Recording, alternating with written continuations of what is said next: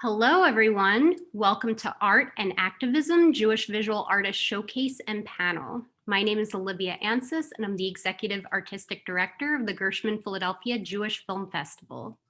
Before I introduce the artists that have so graciously joined us to share and talk about their work, I would like to thank Elaine Lindy for her generous support of GPJFF's new media programming and share why I thought it was important to include this virtual artist showcase as part of our festival's 40th anniversary season.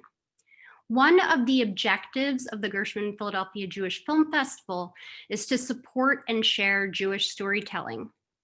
As a film institution, the primary way we do this is through the language of cinema.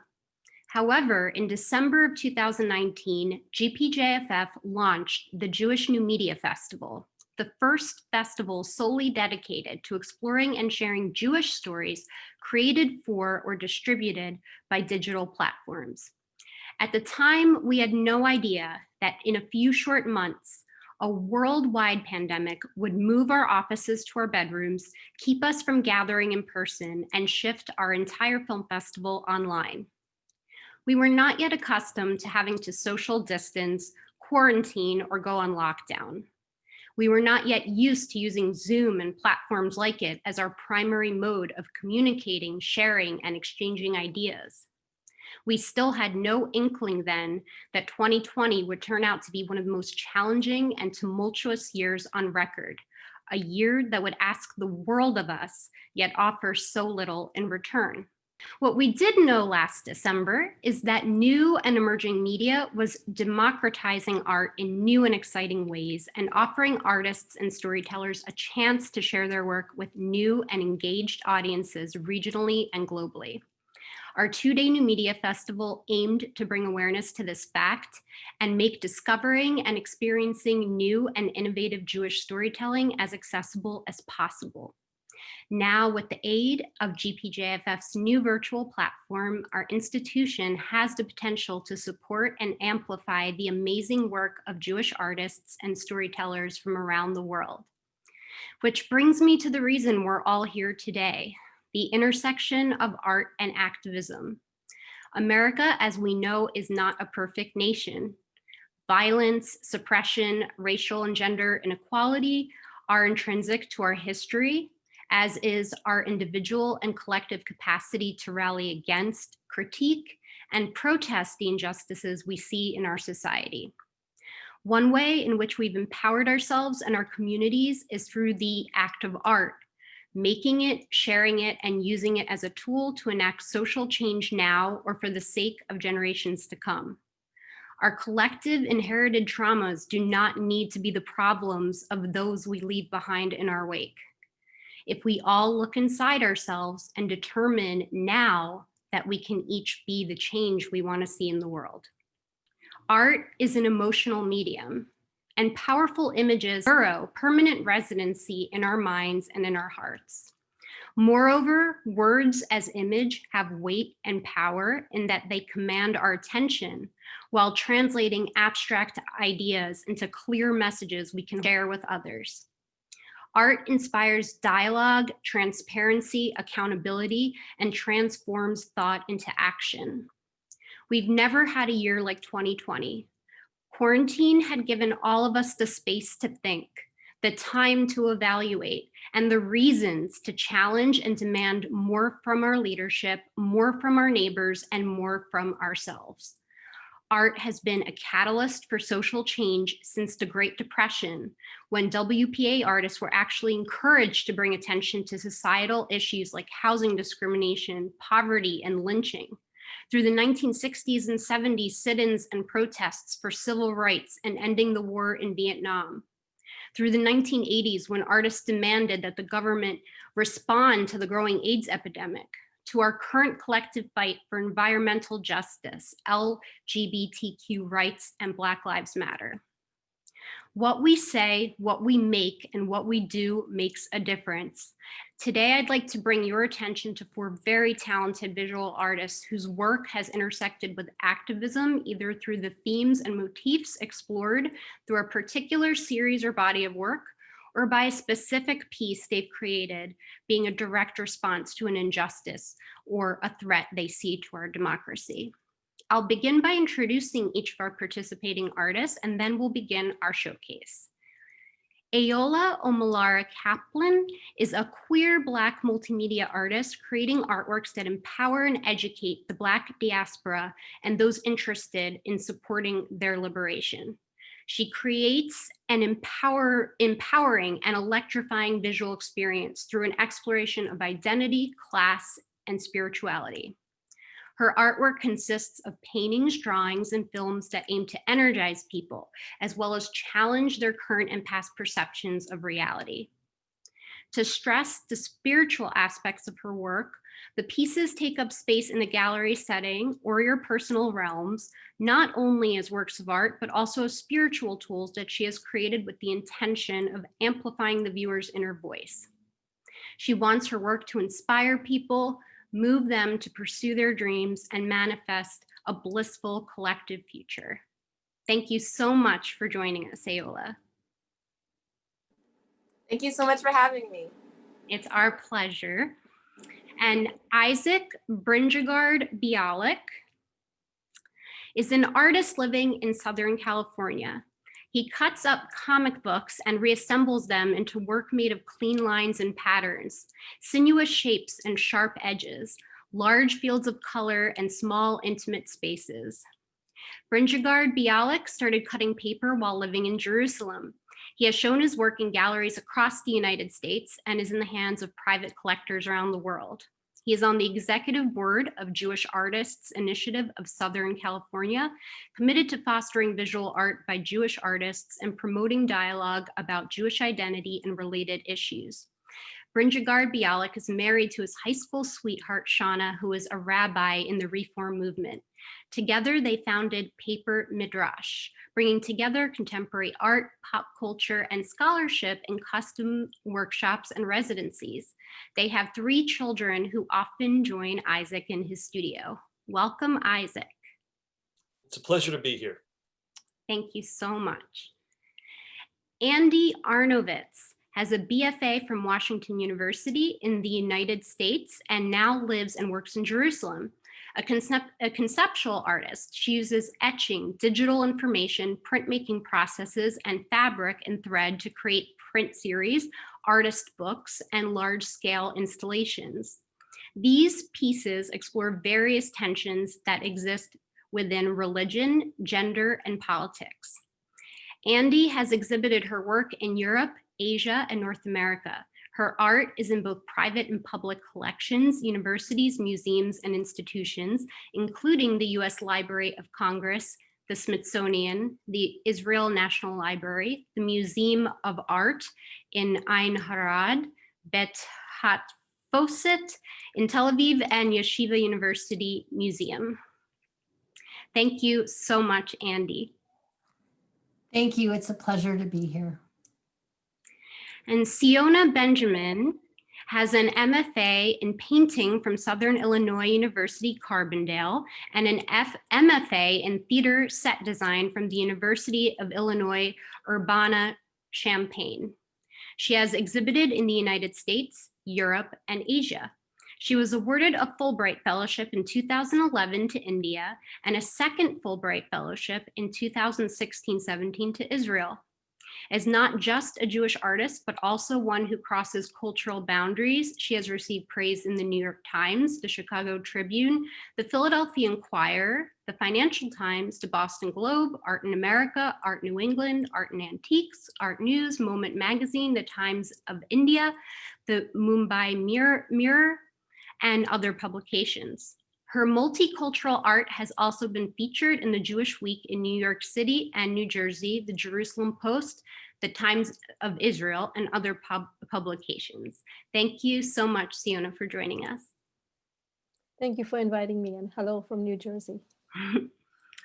Well, I am so glad that all of you can be here, and I can't wait to see your work and hear what you have to say about art and activism. So let's get started with our showcase. Ayola, are you ready to take it away? Yes, thank you so much, Olivia. I'll go ahead and share my screen. Does a little 3-second countdown. All right. Okay. Greetings again to everyone here today. Thanks so much to the Gresham Philly Jewish Film Festival for hosting this panel and giving me and other Jewish artists a platform to showcase our work. My name is Ayola Omalara Kaplan. I'm a multimedia artist currently working from home in the American Empire city of Venice, Florida, which is occupying Seminole and Calusa land. I want to get started by sharing with you some of the core elements of myself, which are my beliefs and values. I believe that we are in a new era. These unprecedented times are shining a light on the flaws in human society that so desperately need to be dismantled and replaced. We are witnessing the crumbling of systemic racism, economic injustice, the practice of mass incarceration, capitalism, individualism, and colonization. I believe it's important to dedicate myself to building a world where we are all truly free. In my eyes, a world where we are all free is a world where people can be their full selves, love whoever they want, receive the care and support they need, experience joy daily, feel safe, feel heard, and feel valued.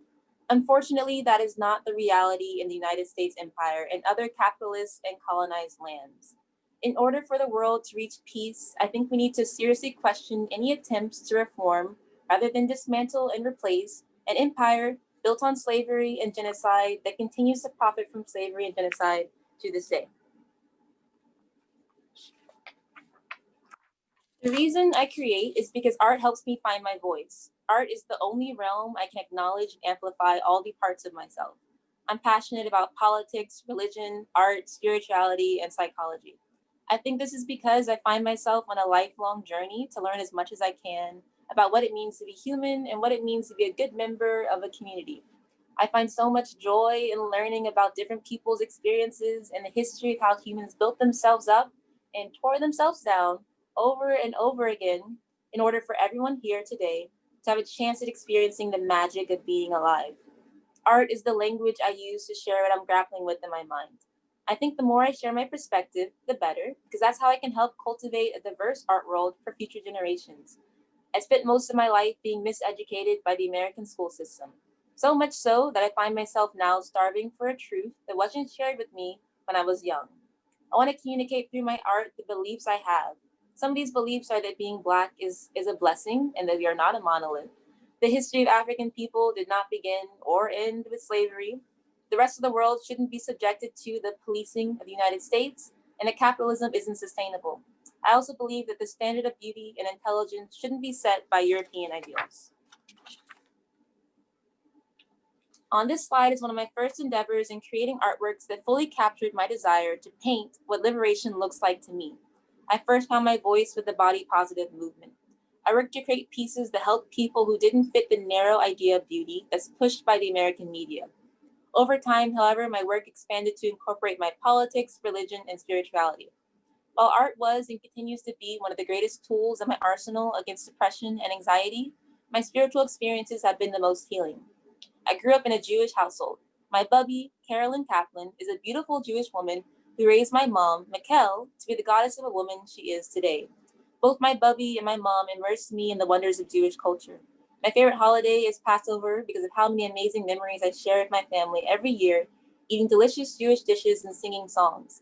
I developed a love for ritual and remembering the people who came before me. While I experienced some hardships being the only person of color and the only Jewish girl in my classes growing up, I was also proud of my Jewish identity. My experiences in synagogue helped me develop a deep appreciation for the power of community and the way religion, scripture, and ritual could empower individuals to live dedicated to sharing love for themselves and the world around them.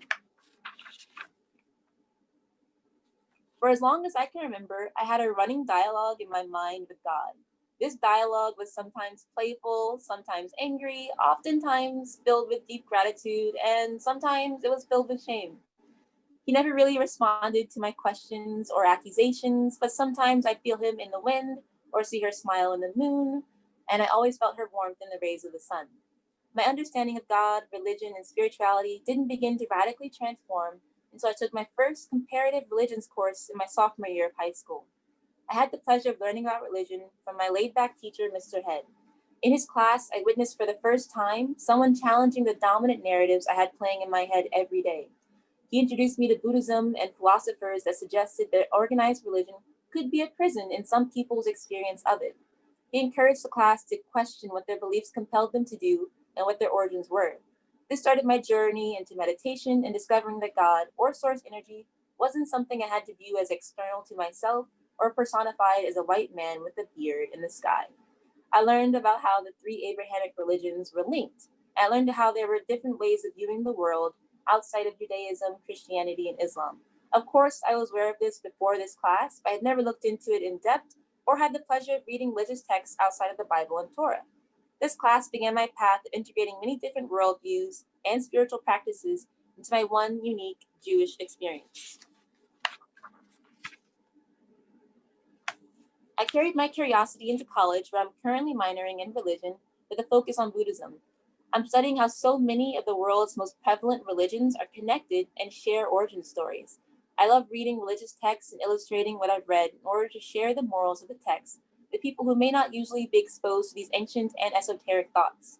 I'm working to strengthen my relationship with source energy and transform my experience of religion and ritual into one that's charged with the knowledge of how these practices impact my way of thinking and being, and thus the world around me. This parallels with my research into the history of humanity's revolutionary struggle against oppression. I work to combine the two. My focus is on how religion plays a role in inspiring people to change their reality for the better, and how religion can be a powerful tool for people to use when fighting for their freedom and right to experience joy.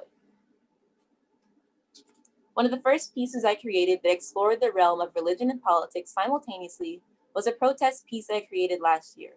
I'm studying art and religion at New College of Florida, which, like many college campuses, is experiencing an increase in police presence as the college administration chooses to invest more and more money in policing. This is a trend across our nation as our police become more militarized, while the people become more disappointed in their decreasing or stagnated standard of living. With the increased police presence, on my campus, I've experienced harassment, witnessed police racism and white supremacy, and heard from other students about their experiences with police brutality. During this time, I was working on a self-portrait of me channeling the energy of Buddhist goddess, and her name is Baigell. Her energy is about seeing reality beyond the five senses and about the balancing of compassion and justice. This painting is also inspired by the Jewish story of Judith and Holofernes. Judith is a Jewish woman who beheaded Holofernes, an Assyrian general who opposed the Jewish people.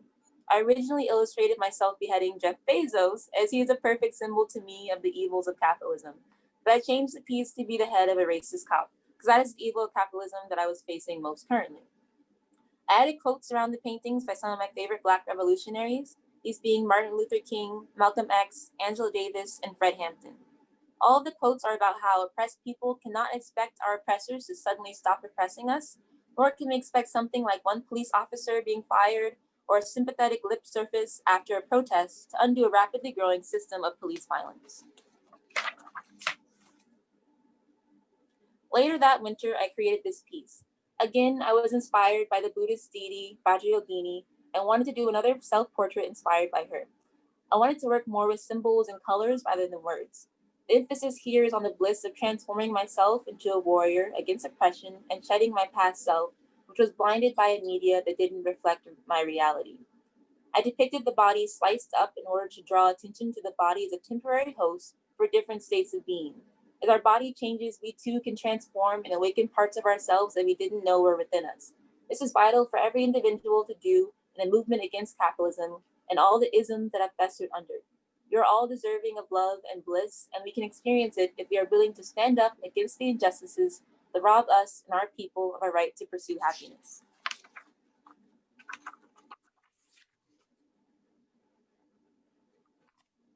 The way I go about creating a piece is in a process of about 5 steps. First, I think of a concept. Sometimes these come to me in dreams or after a good conversation, a good book, or seeing something repeatedly in my daily life. Then I go on to the next stage, which I call the ugly phase. In this step, I get whatever concept I have in my mind on paper in about 30 minutes to an hour of quick sketching and coloring. During the ugly phase, I have to remind myself not to worry about the little details. In this step, I just focus on getting the idea out. From there, I go to the next step, which is line work. I draw lines over my sketchy piece to get a solid structure. Then I finish with my favorite phase, which is coloring. I basically make a coloring page for myself in the line work stage, and I get to enjoy coloring my lines in and adding depth in this last step.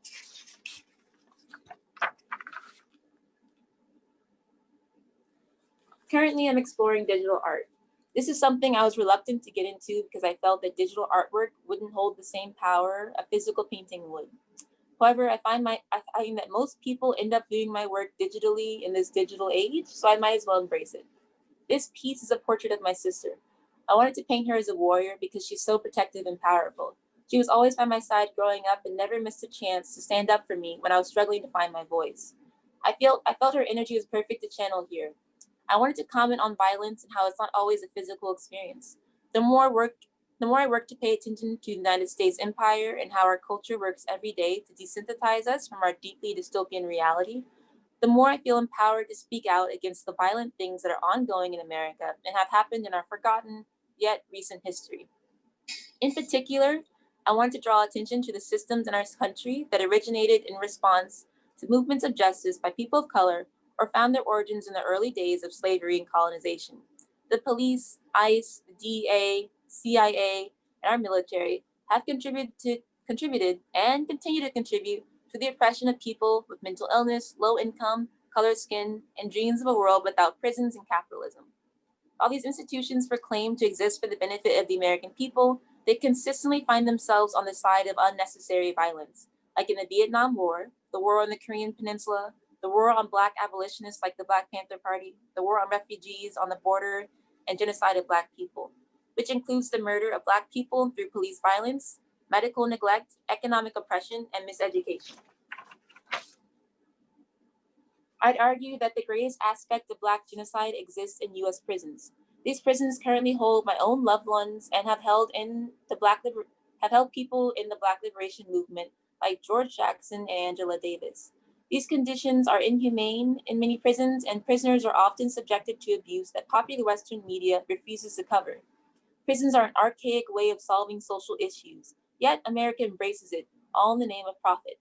So much so that America is less than 5% of the world's population, but holds 25% of the world's prison population. U.S. prisons hold nonviolent people in cages who use drugs like marijuana recreationally and medically. It also holds people who work in the business of growing and distributing marijuana, especially low-income people. Meanwhile, corporations all over the country are growing and selling weed. In addition, alcohol and cigarettes are legal, and mega corporations can grow and distribute these drugs even though they can be unhealthy substances. The reason alcohol and cigarettes can enjoy legality is because they benefit from not being stereotyped as Black drugs. I believe this is a racist situation and that our society needs to radically change how we handle drug users and sellers. I want to recognize that drug use is common throughout all of human history and that people shouldn't be rotting in cages for lighting up a joint or growing weed to build a better life for their family. The stigma around weed is rooted in the racist war on drugs. My goal with this piece is to help unravel the stereotypes regarding weed users and show the contradiction of drug use in the United States. In addition to my own paintings, I enjoy working with people personally on commissioned portraits. This is one of my favorite commissions this year. I wanted to work with religion and politics by illustrating my Jewish patron, Ellie, as a modern Queen Esther from the story of Esther and Haman, which is celebrated on the Jewish holiday of Purim. I love Esther's story because it's all about overcoming fear, sacrificing your comfort for the benefit of your people, and it ends in the downfall of anti-Semites. I also like to do portraits in order to raise awareness of individual stories of people who have been impacted by our system. These portraits are used in signs during protests or on clothing like shirts in order to raise funds for the person and their family.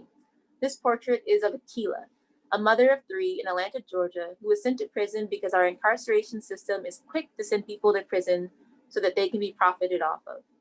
She's committed no violent acts and did not receive a fair trial. She's about my age and we share the same birthday on April 1st. She was born and raised Muslim and has a dream of running her own beauty bar.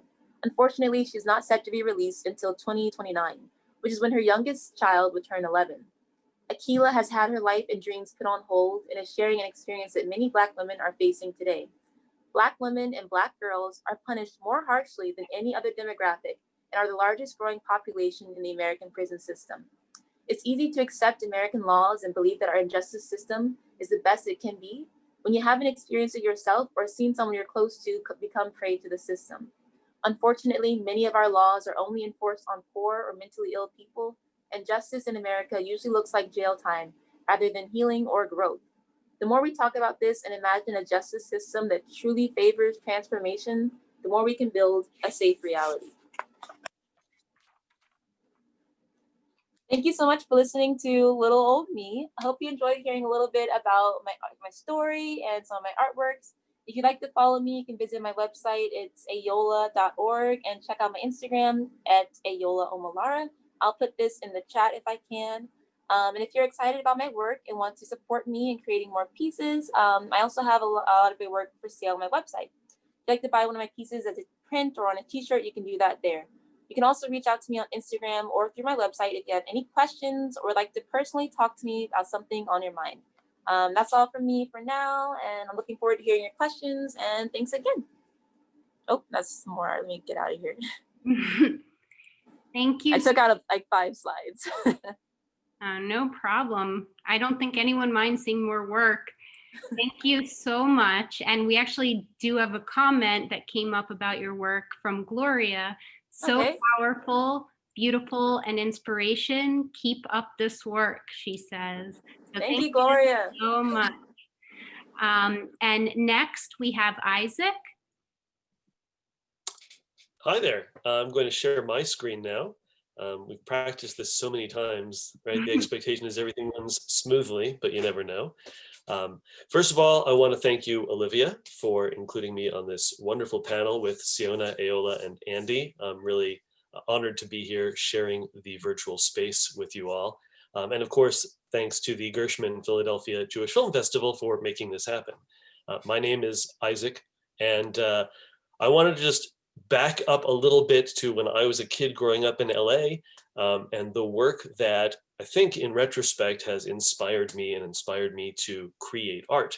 On the left is an old wheat pasted poster from Robbie Connell, who has been doing protest work for as long as I've been able to enjoy it, a transplanted East Coaster to Los Angeles. And I grew up in the Melrose Fairfax area, so I had punks and Hasids around me, and this beautiful expressive work critiquing the world around us and inspiring us to think about, what do the images on TV mean? What are we being told by, the officials in our lives? And, how do we interpret that story? On the right is a piece by David Hockney, one of my longtime favorites, also a transplanted Los Angeles resident from the UK, and still, I believe he's bicontinental, but still doing incredible work. And just that idea of taking time to look at the world around you and maybe break it down and build it back up again so that it reflects the reality that you want to see. I mean, that has inspired me throughout my career. I figured I'd start with one of my more well-known images, just as in terms of context for what I do. As Olivia said, I cut up comics and then I piece them back together to explore the stories of Jewish tradition. We are a people of storytellers. We are a people of the book. Narrative is at the heart of my work because I feel like as Jews, we have an opportunity and a responsibility to participate in this conversation, in this sharing of stories that has been going on for hundreds and thousands of years. So what I do is a sort of midrashic approach to storytelling. So traditional midrash is you look at the stories in the Torah and use a secondary text to help you make sense of them. My secondary text is comic books. And the way that I create my work is always starting with that text, something from Torah, or maybe looking at Talmud, or even just our people's myths and allegories, sketching, cutting, finding comics to help me explore those stories, to maybe help me make sense of the way I feel about them. And then the finished piece is this sort of combination of collage and the cutting of comics and the piecing together of story. I originally was really just playing with this midrashic process as a way to explore text. This is my series on prayer, and I was exploring the traditional prayer that you would see in a Reform American Jewish service, but using our stories and comic books as a way to get to those stories, as a way to sort of have a deeper dive into what these prayers are supposed to mean, what it means for us to pray, especially since we have such a complicated connection with the divine. And being able to put those ideas out there and share them with people, is really part of the work, not just creating it here in my studio, but seeing it, in front of people, in galleries or in their homes, knowing that it's ideally a part of a conversation where we talk about what are our shared beliefs and our shared ideas about the role of Jews, the role of humanity, and the way that we all connect. So that's where I started with my work, and it quickly became a place for me to explore deeper ideas, things that challenged me or that I wanted to challenge, that I thought didn't quite fit with our ideals as Jews, which is why my work has always had an element of social justice.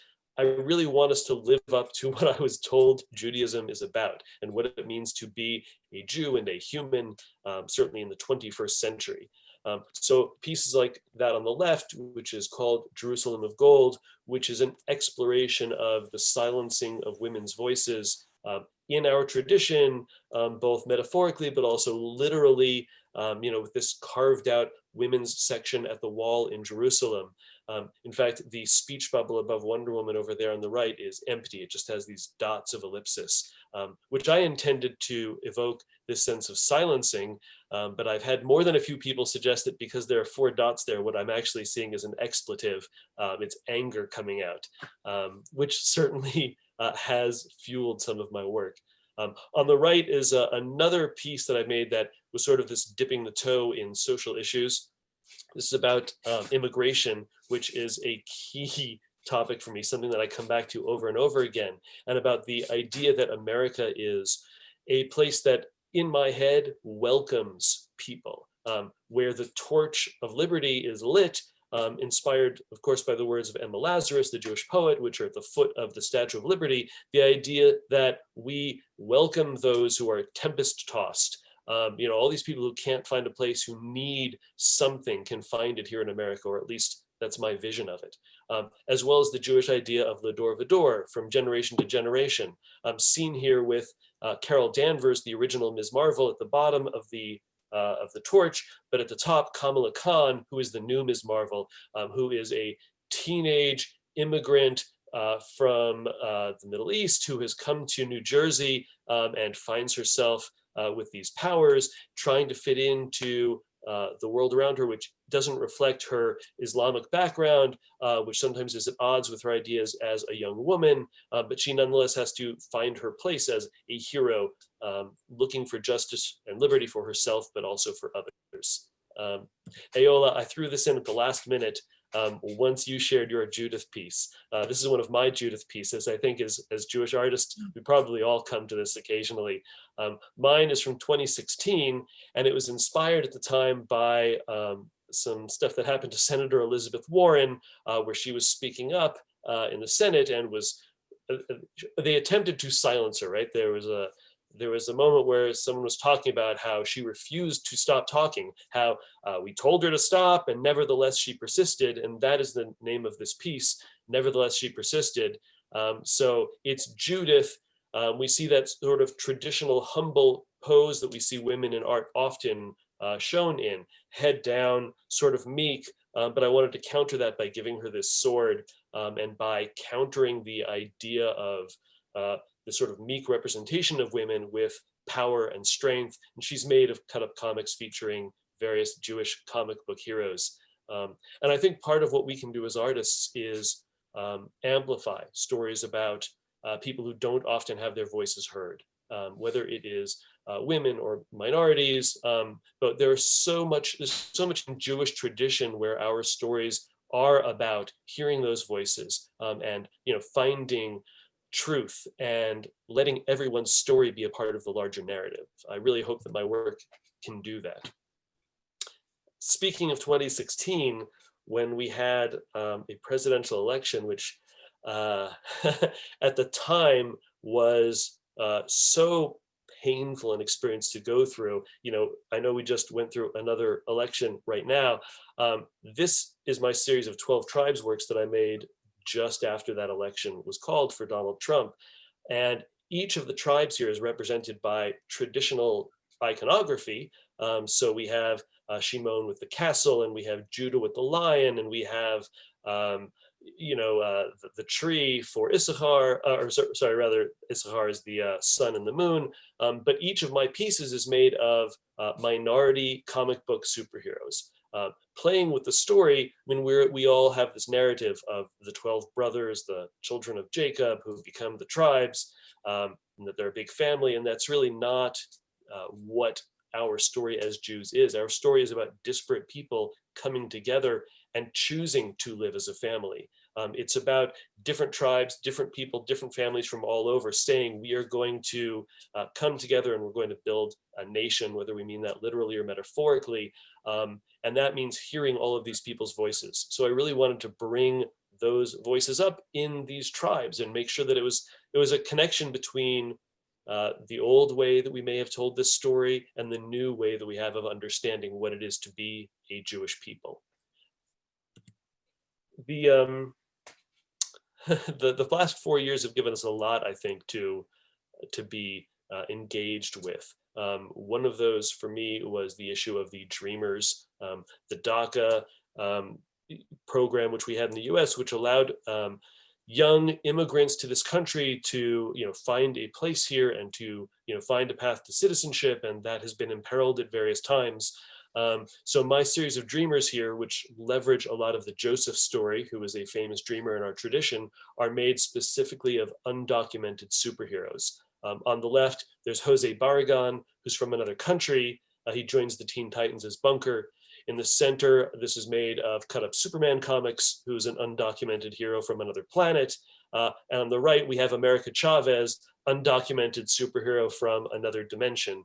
And all of these are playing with that idea of what it is to be a dreamer, and for that dream to include being a hero to this new land that you find yourself in. These are all very hopeful, even in times of trouble, but sometimes my work is driven by anger. As I said, the last 4 years have given us a lot of opportunities to be angry, probably. These portraits were made at completely separate times, but I realize they sit very nicely next to each other. On the left, Bibi Netanyahu, Prime Minister of Israel. On the right, let's see, former President of the United States, impeached Donald Trump, noted white supremacist. And each of these pieces is made with comics that sort of express my ideas about their role in our story. I mean, we have plenty of Jewish stories where we talk about the villains, we talk about Amalek, we talk about Haman, we talk about the things that we have overcome. So Bibi is made of comics that reflect his focus on using fear and anger to control people. Whereas Donald Trump's hair, for instance, is made out of endless hospital beds from a comic story about a plague that is not addressed or handled very well. Whether intentionally or accidentally, it almost doesn't matter. When the death toll becomes so large, it's hard not to see intent, right? As I say, that pain, there's been so much that we have dealt with, and as a storyteller trying to use my art to explore those stories. So whether it's a piece inspired by murder of Black citizens by the police, this is a piece called I Can't Breathe, and seeing that in the context of other artists' work, of other people exploring these stories. Or maybe it's work that is inspired by the hope of yearning to breathe free, in a response to I Can't Breathe. Again, coming back to Emma Lazarus's words, or the piece that I know we've been using for this, the promotion of this panel in part. This is inspired by the Wall of Moms in Portland, Oregon, and the words of Proverbs, in which we read that wisdom cries out in the streets. And this is my effort to sort of capture that moment, to say that, yeah, we can be a part of something bigger. We can cry out in the streets for what we need. The last thing that I'll touch on is something that has occupied me since March, which is a series of golems that I've been making throughout this lockdown. The lockdown hit. I think we were all looking for some sort of sense of safety or security or protection. For me, I came back to that narrative of the golem that is such a part of Judaism.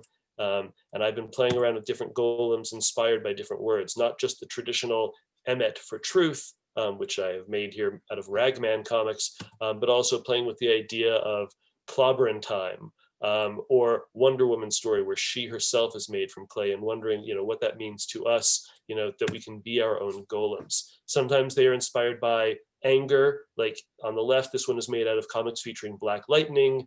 You can see the words, the fury of justice in his head, empowering him. On the right is one of my reverse golems, where around this golem we see, it's Lex Luthor standing in for Trump. We see words like fire, attack, virus, police. We see the words, I can't breathe.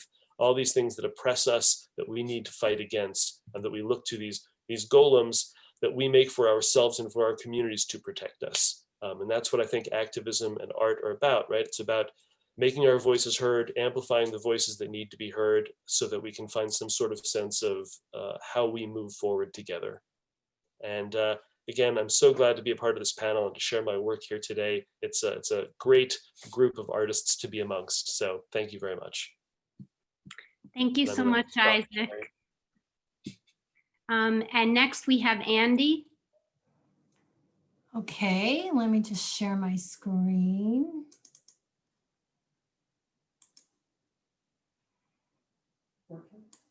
Yep. So first of all, Olivia, I also would like to thank you and the Gershom Philadelphia Film Festival. And I have to say it's a real treat to be on this panel with Isaac, Siona, and Ayola. They kind of lifted the bar enormously. And I also think each of our work is so different. So this is a real treat to be part of this panel. As Olivia said earlier, my work really deals with the place where gender politics and religion meet. And I have this sort of weird identity, which is I grew up in America. In fact, I grew up in the Midwest. And then at the age of 40, I made Aliyah, and now I live in Israel. So I think the lens through which I look at the world is slightly different. I'm going to start with the first piece, which is called Exile. So in the Middle East, I think we're in the middle of a huge refugee crisis. This is a piece that I did in 2015. It's about 400 porcelain houses. They're made of very thin porcelain, and each one is in a small silk bag. And this installation is really about the trauma of exile, what you take with you, what you leave behind. And even the thin porcelain houses that over time have broken and shattered, I continue to display those because I think for some people, there's nothing left, but they bring the remnants of that memory of home with them wherever they go. And this is really about this trauma of exile and of being a refugee. This is another installation that I started in 2013 and it continues until today. These are called my worry beads.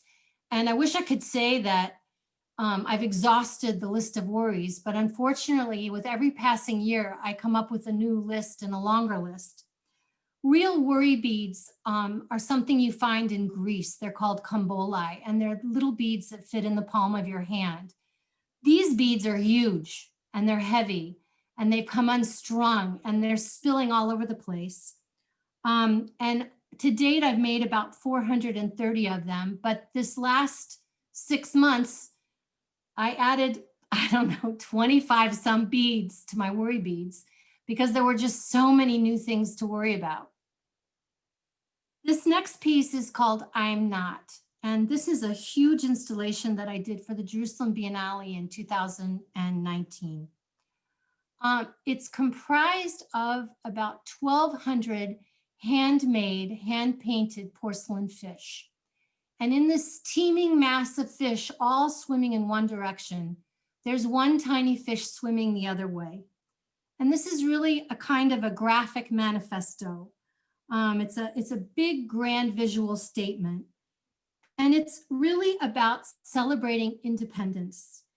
And it kind of stands in defiance of a world that increasingly blurs boundaries and denigrates tradition. and the pressure to conform to groupthink. This really celebrates individuality. And it's a piece that I can sort of negotiate into any given space. It's very variable. But again, these are all very, very thin, fine porcelain. This next piece is called Lashon Harav, not Lashon Hara. So in Judaism, there's an expression, Lashon Hara, which means, literally it means evil tongue, bad tongue, but it really is about gossiping and saying terrible things about other people. But I've sort of twisted this to say the evil tongues of the rabbis or the gossip of the rabbis. And this is, for me personally, really an indictment of the rabbinut, especially in Israel. Because however childish this belief may be, I sort of have always thought that the rabbis should unite us. The rabbis should help us find common ground. The rabbis should create shalom bayit. And instead, what we're finding is increasingly rabbis who want to tear us apart, who want to blame terror attacks on non-religious people, who want to suppress women, who want to create, laws and frameworks for saying who's Jewish and who's not Jewish, which somebody's in and somebody's out. So this is really a protest piece about what I think is the poor role of the rabbinut in Israel and how they really have not stepped up to the plate to do what I think they should do. So this is an older series that I've done called Please Stop Talking. And for some reason, I think this last 4 years here in America, and at the same time also in Israel, this is pretty accurate. What I did at the time is I took portraits of leaders all over the world with their mouths wide open, pontificating and speaking. And I scanned them onto silk, and then I sewed their mouths shut. And I have one of Trump. I didn't not do one of Trump. But I really think this addresses the need to listen, which, given the results of the last American election, we need more than ever. I don't think you can write off 70 million people. I think everybody's got to roll up their sleeves and start listening, and listening hard, and stop talking. This is an artist book that I did a few years ago, and it's called The Only Thing Left to Do with the Oslo Accords. And I printed the Oslo Accords on toilet paper in Arabic, English, and Hebrew.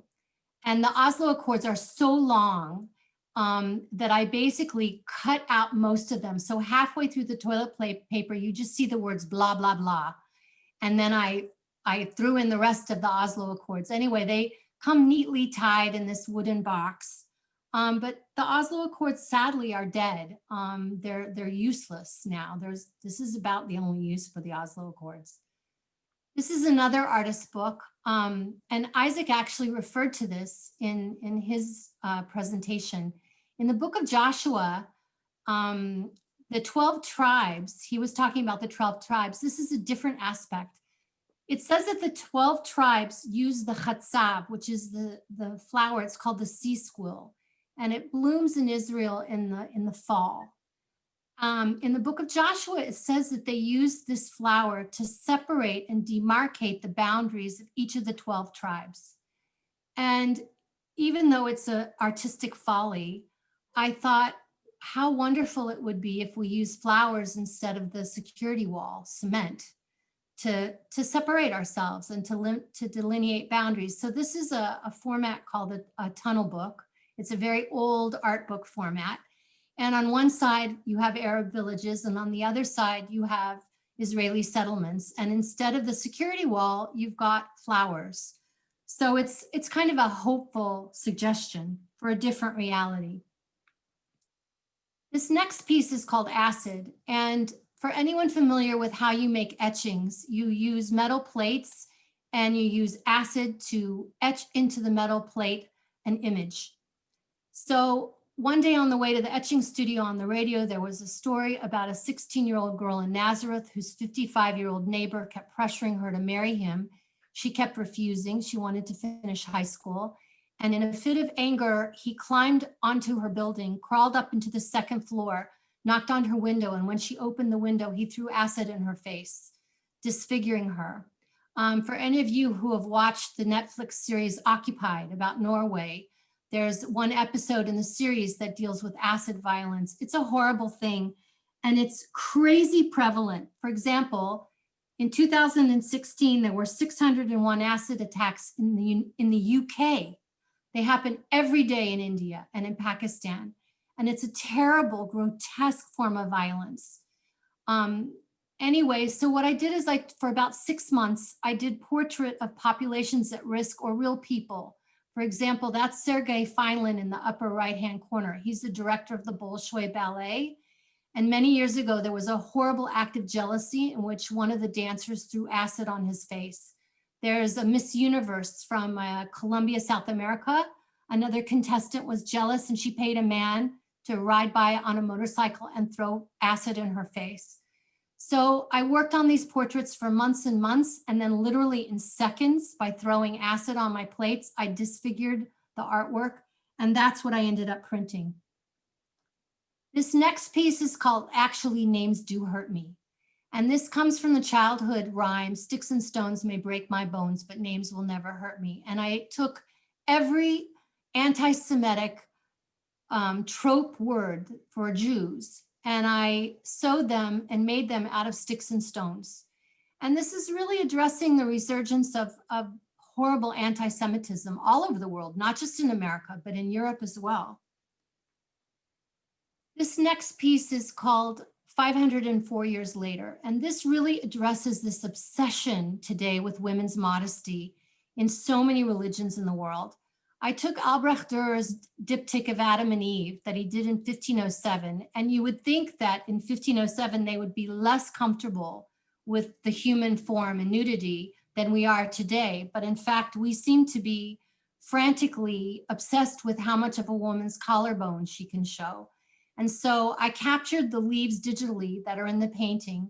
I duplicated them, cut them out, and then I covered Eve from head to toe in leaves. And for those of you that visit Jerusalem, there's a new phenomena among the ultra-Orthodox Jews called the Taliban women. And these ultra-Orthodox Jewish women wear burqas, and they are covered from head to toe. And the only way you know that they're Jewish is because they're holding the hands of little boys with tzitzit and payas. But whereas 10 years ago, you maybe saw one or two of these women, today you see them all over Mea Shearim. This is a series of, these are etchings with silkscreen on top. This is called Rising. And this is really about climate change and rising sea levels. And this was the beginning of an incredible project. I was very, very blessed to be asked by Bet Venezia, the Home for Jewish Culture in Venice in 2018, to head up a project investigating climate change through a Jewish lens. And in 2018, 4 international artists and myself went and did a residency in Venice for a month. And the outcome of that residency was a video, 5 beautiful handmade journals, a 62-page zine with articles all about how we can deal with climate change, but everything through a Jewish lens. And Judaism has a lot to say about climate change. There was a suite of etchings, there were snow globes, there was a studio wall. And this was on display at the Jerusalem Biennale in 2019. Now it's sitting in storage. We had big plans for this to travel, but of course, COVID pretty much pulled the rug out from under that. Hopefully, eventually this will see a wider audience. This is a series I did called Threatened Beauty. This was a big exhibition at the Islamic Museum in Jerusalem in 2015. And I wish I could say that Iran is no longer a threat, but Iran is still a huge threat. And what I did here is I took the artistic legacy of Persia, their rugs, their ceramics, all the decorative metalwork, and I deconstructed it to retell a story of Iran's now threat to the Middle East, really, their desire for hegemony and to control the whole crescent. And so there's a whole series of, these are collages in watercolors, in which I'm taking the artistic legacy and all the beauty, but I'm kind of warping it and perverting it to tell a completely different story. And I'm going to end with a piece that I've just now finished. This is called Heavy. I started working on this in 2011. And Syria, is around the corner from Israel. I mean, it's a few hours drive, Damascus. And since 2011, there's a Syrian war that happened there. And I have to say that the rest of the world just shut their eyes. Nobody did anything. The estimates of civilian casualties range between 384,000 and 577,000. So for every year of the Syrian civil war, the little discs get darker and darker for each year of the war. Every one of those faces that I've sewn onto this sort of shroud of death represent 10 human beings. So each face is 10. So this piece is physically, literally heavy, but it's also psychologically heavy. This issue should weigh very heavily on our conscience. It's a kind of an infographic. And since 2011, 22,000 children have been killed and 13,000 women have been killed. And the world just ignored it. I mean, to this day, hardly anybody reacts to this. But this is an incredible loss of life. And this was my attempt to create some kind of a visual way to digest this genocide, this horrible problem. So I just want to say thank you to everybody. You can see my website, you can see my journals, you can go to my Instagram account. And again, thank you. This was a real privilege. Thank you so much, Andy. And we have Siona.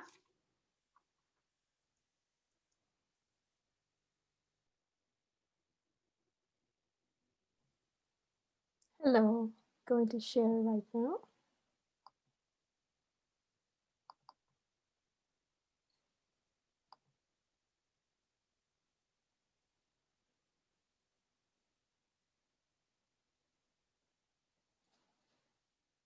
Oh, sorry. Hi. Well, I'm going to start off with showing a little bit about my background and where I come from, because that influences my work a lot. So I am a Bene Israel Jew from India. My family gradually dispersed mostly to Israel and America, but my parents remained in India. I'm also an American living and working in New Jersey, but I still recall the ornate synagogues of my childhood, the oil lamps and the velvet and silver covered Torahs, a chair left vacant for the prophet Elijah in our Bombay synagogues. Having grown up in a predominantly Hindu-Muslim society, having been educated in Catholic and Zoroastrian schools, being raised Jewish in India and now living in America, I've always had to reflect upon the cultural boundary zones in which I have lived. So here's an example of a very different kind of custom, which is not there in any Ashkenazi tradition, where my mother in her youth is applying henna to her sister-in-law's hand for her wedding. Here's a henna ceremony. Here is my parents. Notice the cultural melange where my mother is wearing a white sari, she's wearing a veil and a wreath, and she has gloves, and under the gloves she probably has hennaed hands, and she's wearing typically Indian gold jewelry, which she was very fond of. So this is a kind of mixture that I kind of grew up with, and therefore, and also therefore, because of this, I'm coming out with a book very shortly in about a few months, which is called Growing Up Jewish in India. It's the editor is Ori Soltis. There are going to be explanations about the different kinds of Jews that come from India. My grandmother, for example, was a Jew born in Quetta, Pakistan, but she later came to India after she married my Jewish grandfather. And so all of those kind of cultural influences is going to be presented in this work and brought forth to today from these ancient communities, 2,000-year-old communities, to my work and what my role as an artist activist is. So this book is coming out shortly. In my paintings, I combine the imagery of my past with the role I play in America today, making a mosaic inspired both by Indian Persian miniature paintings, as you see this example of an Indian deity slaying a demon, which is coming out of a buffalo, And also I'm influenced by illuminated manuscripts, both Islamic, Hindu, Persian, all of the above. And I studied these in India in my art school, but also with a miniature painter in Rajasthan. And then I came to America, did my master's, and I studied Western art, but also some Eastern art with an American professor here too. So therefore, in my paintings, you will see that I'm a transcultural artist. I believe that transculturalism will help in artistic and other ways to be a bridge between the traditional and the modern. This bridging not only affects recent immigrants in this country, but also Americans that have lived here for generations. So people can learn new ways to communicate and have artistic discourse with each other. A transcultural person, for me, is rather like a chameleon, being able to change his or her colors according to the situation and environment. Today's world politics pushes and promotes a need for a sense of belonging, a push to take sides, either black or white. The grayscale in between needs to be explored so that when one makes final evaluations, it is painted with a fairness that allows us to learn about all perspectives and points of view. So this example is a painting from the Finding Home series, which is titled Zakham in Urdu, which means wound. Is inspired from a page in the Quran, but also from Jewish illuminated manuscripts. Are the swords a weapon that will descend on her, or are they a protection against unforeseen dangers? What seems like Urdu or Arabic writing above actually spells out it's unfortunate in English.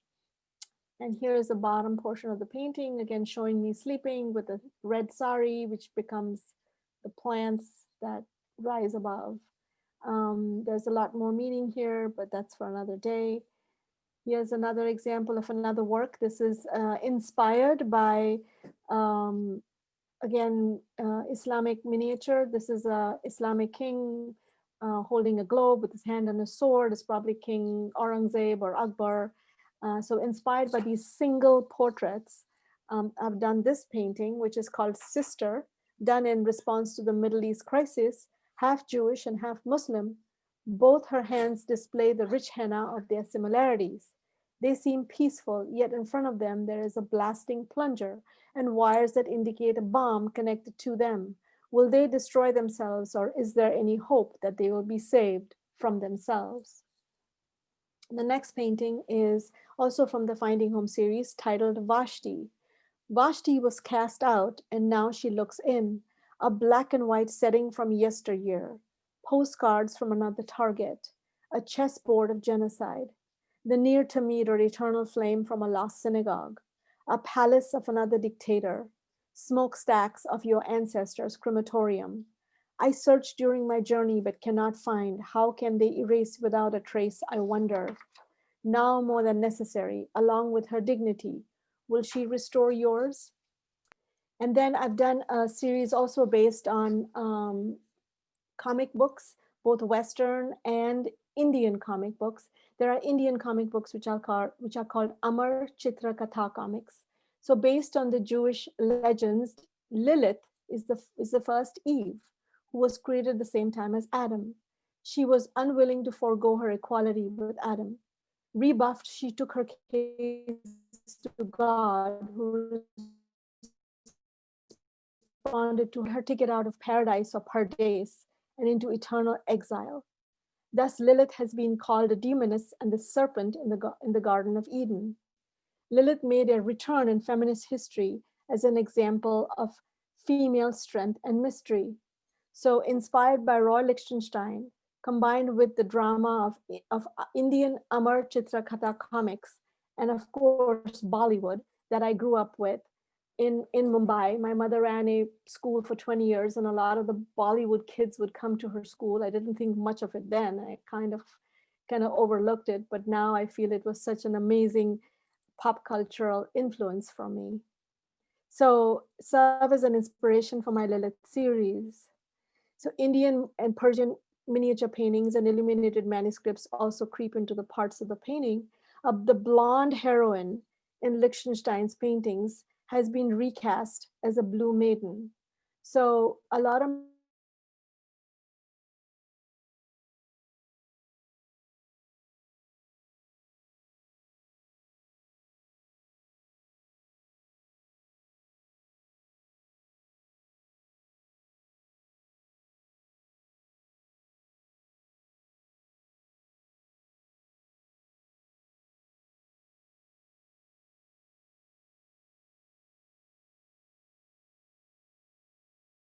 do that when I face certain situations of people stereotyping and categorizing other people who are unlike themselves.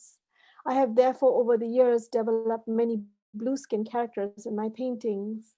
Thus, these blue self-portraits take on many roles and forms through which I can theatrically explore ancient and contemporary dilemmas. In this process of recycling and rejuvenating, they merely remind me in making the work, and hopefully my audience in viewing the work, that myth making is cyclical and timeless. Thus, the blue skin has become for me a symbol of being a Jewish woman of color. I'll go forward to showing you a couple other examples of what art and activism means to me, not only by making the images, but also what it is as a challenge for me to earn a living as an artist. And I feel that very often people do not think that artists need to make a living, or they get paid, or they live on love and fresh air. So, I do a lot of public and private commissions, like this one for a synagogue in St. Louis, which is filled with feminist symbols. And we've celebrated all the female characters in the Torah in the various life cycles over here depicted in the floor.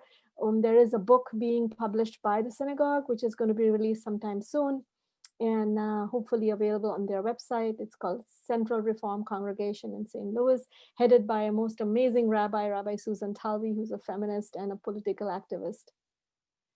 And then this one, for example, is another example of how people are getting aware. So they asked me to do this commission for a very public Marriott hotel in Indian miniature painting, using the iconography, but a kind of painting about the two parks that I live between in Montclair. So with the result, what has happened is that as an activism, I feel like people are getting exposed to other kinds of painting styles which are non-Western. And they're in public spaces this way. So even though they kind of didn't ask, they said they wanted something regarding the parks near my home, I kind of introduced to them the concept of Indian miniature painting, and they were very excited for me to paint it in that form. I also do, my theater background comes into play, where I paint actual dancers, and they dance out parts of my paintings in my exhibitions, in shows and performances. And they actually come out from parts of my paintings, and they do performances sometimes publicly. They sometimes they also perform in front of my paintings or in the gallery. I work with various dancers. They are not only Indian dancers, they are modern dancers, they are ballet dancers. And so I let them bring in their form to further emphasize the hybridity of my art. And lastly, I would like to show that very often I'm showing about the commercial, like slightly, like Ayola talked about purchasing t-shirts. I think that art is not accessible to, I don't want art to be accessible just to the wealthy. So I feel like I started printing my my art on silk shawls and also on yoga mats. So this can be made accessible for people to purchase, because the iconography and the imagery is what people want. And so they take a postcard and they frame it from me, or or they do some such thing. So this way I feel like art is also made more available, and part of the activism is also to make it more available to different kinds of people from different economic backgrounds. So that's why I was inspired to do, to make more public art this way.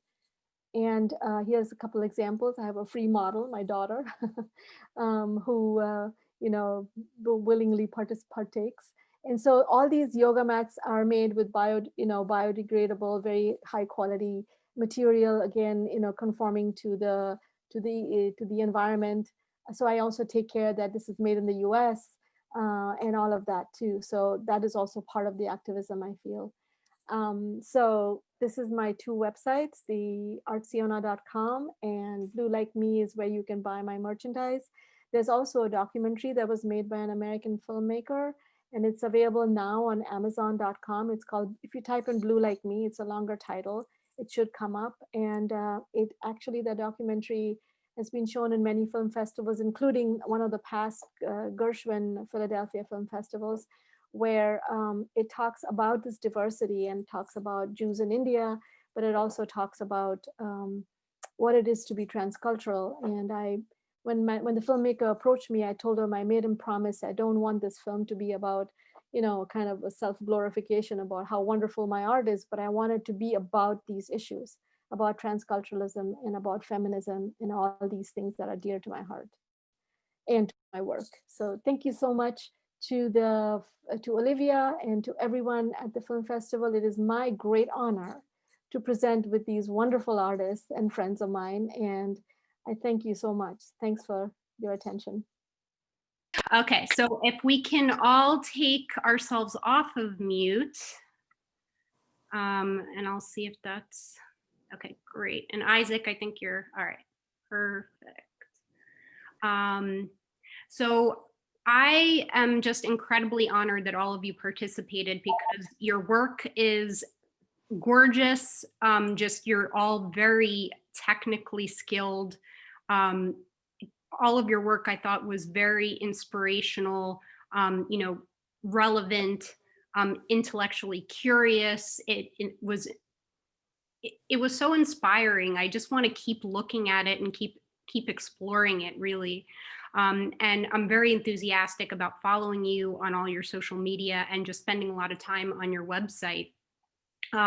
So I did want to start our conversation actually by asking all of you what your first artistic memory is. So if we can begin with Isaac, and then we'll go to Andy, Ayola, and Siona. I don't know about first, but I often think about a Red Grooms exhibit that I went to here in LA at what we called, it was the temporary contemporary. So when I was younger, they were just building the Museum of Contemporary Art that we have downtown here. And they had temporarily put their collection in this warehouse down in Little Tokyo. It was the temporary contemporary, is now the Geffen Museum. I mean, it's become an established part of it. But I remember going there as a kid. Again, this huge old building in Little Tokyo, and inside there was a Red Grooms exhibit, including a subway car that he had built. And it was his sort of, paper mache, these very sort of grotesque sort of figures, very rough, I would say impasto, except, it was all constructed. And you could go onto the subway car and, be there next to these figures and really get up close. And it was this very engaging experience. I had expected, as with any museum visit, where you go and you look at the stuff on the walls and it's surrounded by all this white space. This was not that. This was a very different sort of moment for me, where I started thinking about art as something that you could really literally be inside, and then metaphorically as well. And I come back to that in my head often, thinking about that experience of expecting one thing, detachment, and finding that engagement, that physical engagement with the work. I love to imagine that my larger pieces do that they create a scene where people can find themselves back in this story, where you can be, if not physically, at least emotionally transported to that experience. Thank you, Isaac. And Andy, how about you? It's interesting because I had never thought about this, but when I was a little girl, my mother was a docent at the Nelson Atkins Museum here in Kansas City. And there's one part of the museum that has period rooms reassembled. And I remember very specifically that there was an early American sort of cabin-like room where they were cooking over the fireplace and everything. And then there was a ladder that was supposed to be leading up to the sleeping quarters. And I remember the thing that obsessed me about that room was the ladder and the place I couldn't see. I have no idea what this means. Mm-hmm. Probably my earliest memory, artistic memory. Mm-hmm. And Ayola? I had to think about this for a little bit, but my earliest artistic memory is when I have this memory of myself in, I think it's 3rd grade, when I was learning cursive. And I remember my whole class was just like being first introduced to the process of like making all of our letters connect and everything. And I don't know, it really like connected with me. And I felt like I had such a strong control of my hands, and my cursive was really good. And everyone was like crowding around me and they're like, oh my God, how do you do like that? You're like a machine, you're like a computer. And I was like, oh my God. I'd never really been like recognized by my classmates before. Like I said, I grew up, I was like the only Black girl, and I came from like an all Black school coming to an all white school. So I talked different, I was different. It was weird, it was really weird. So I don't know, that was just like the first time people were like recognizing me and seeing me in a way beyond my skin, I guess. And I don't know, it just kind of really like fueled my desire to keep that feeling going. So that I feel like whenever I do art pieces, I'm like always chasing that high of like all of the kids coming around me, like, how do you draw like that? And so I don't know. That's kind of my first memory. Thank you. And Siona?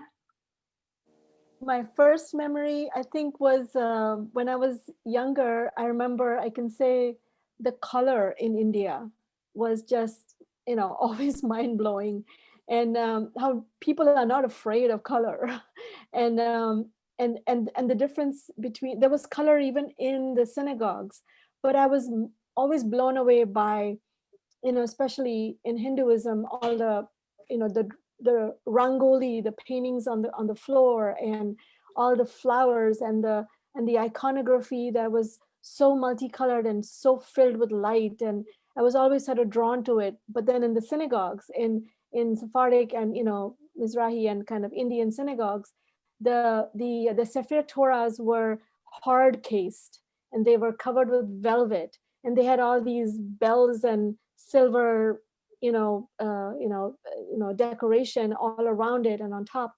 And so those beautiful velvet things in these kind of altars, these kind of cases, and then in Hinduism, seeing these idols in altars in dark cavities was very theatrical, and the color around it was, I think, my first art, so to speak. And then when I came, there were some museums in India, but not like in the West. So when I came to visit my grandmother in Cleveland, obviously I was exposed to a lot of art in the US.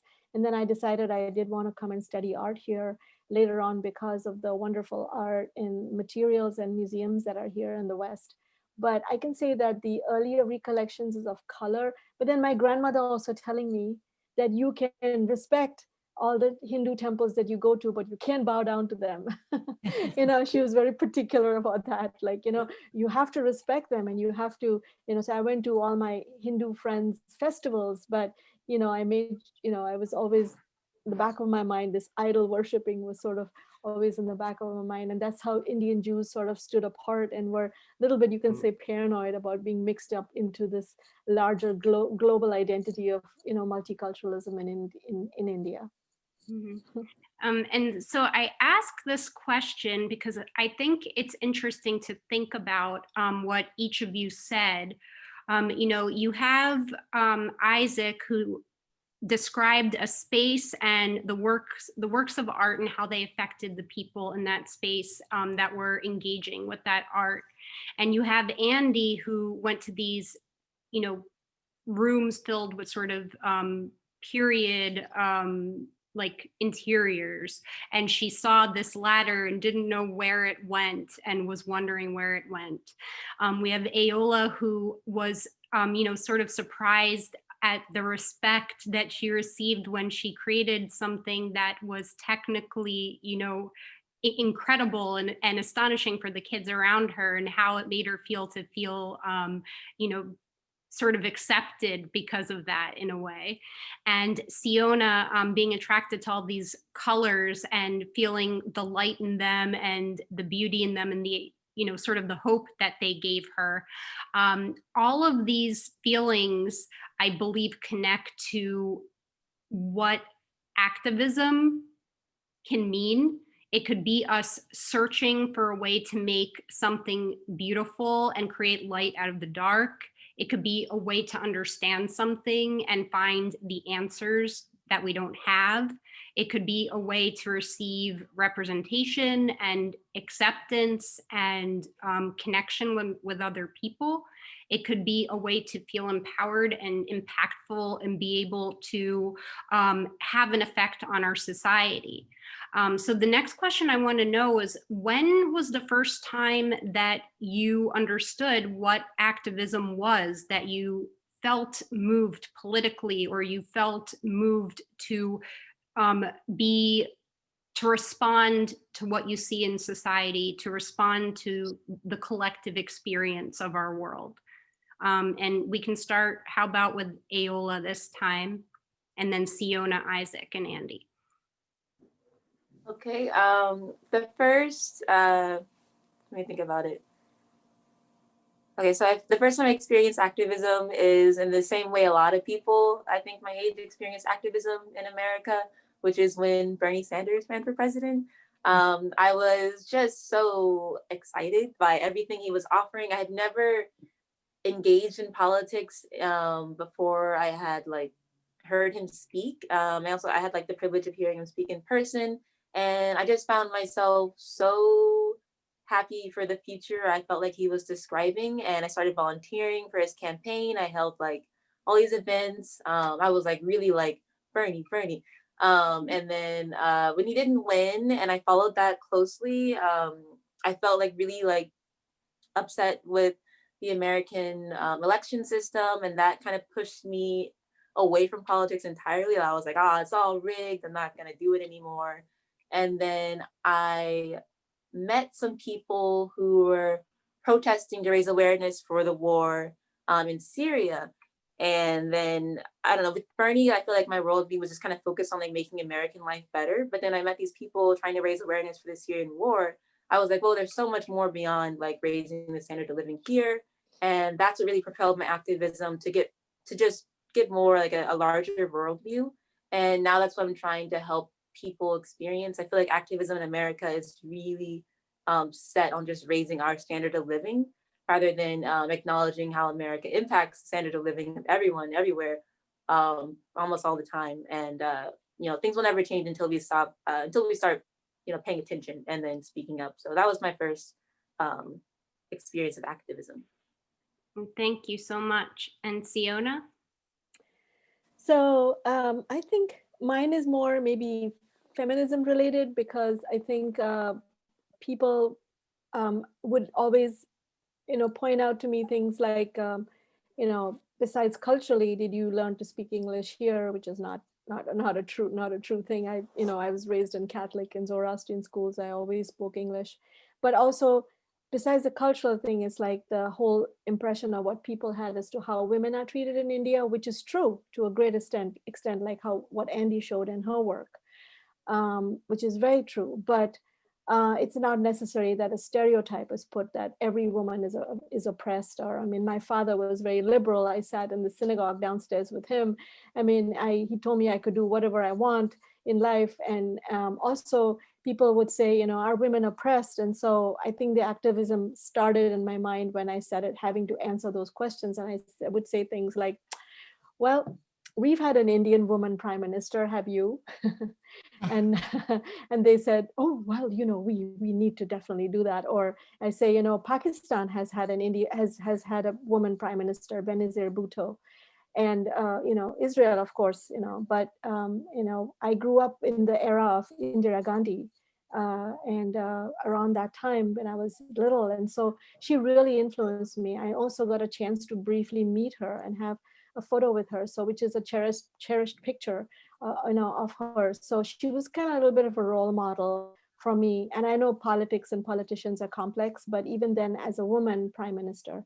And then secondly, I think it was later on this understanding of the fact that we've never had a person of color in America also as a leader. And so when Obama became the president, it just was very, very powerful for me that this is possible that I could see it in my lifetime. And so and now we have Kamala Harris, who's African and Indian. So she being an Indian, having an Indian mother, it's just it's again something in my lifetime that I'm seeing that is possible and is happening. Is just amazing. So all of these things have been very influential in what I need to speak up about, but also kind of, telling people when they can ask how many questions they want about anything. It's not what you ask, it's how you ask it, that I think it's very important to the person.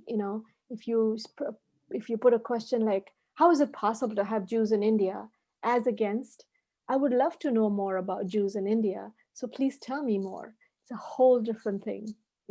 So that's what sort of prompts the activism. Thank you. Thanks. Isaac? Yeah, I've got two things that are paired in my mind from when I was younger.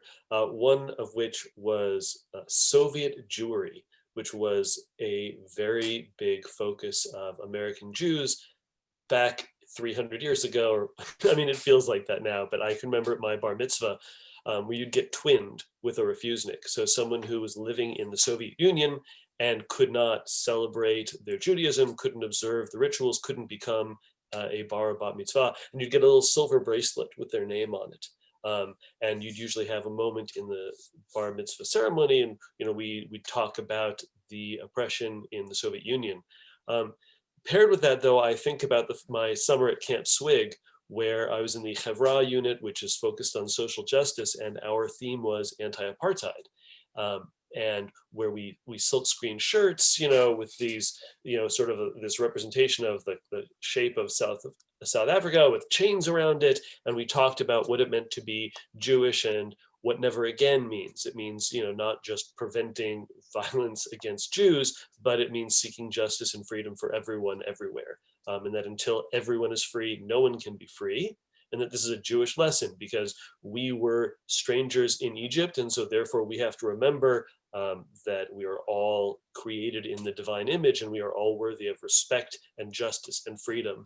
And so I think about those two things as these formative social justice / activism parts of my childhood, growing up, in Los Angeles in a Jewish community, being out on the streets. I remember, protesting against apartheid, and feeling like as you grow up, oh, hey, Jews in Soviet Union and then Russia, could, start to be more open about their religion or could leave. And apartheid has, been, defeated possibly in South Africa, though, obviously systems are still in place. There's still work to be done, but thinking about how our role as Jews means looking out for each other and for the whole world.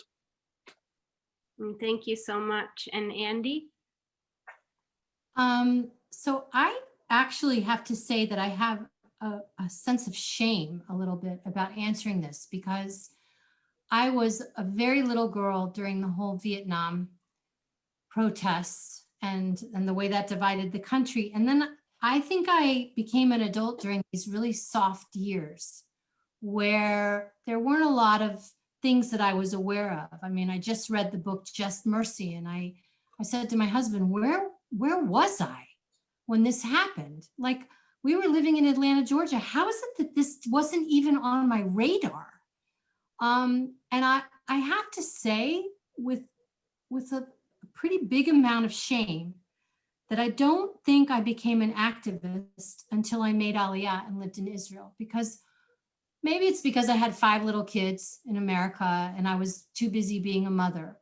But everything that happened when I was in my 30s and my 40s felt like it was happening to somebody else somewhere else.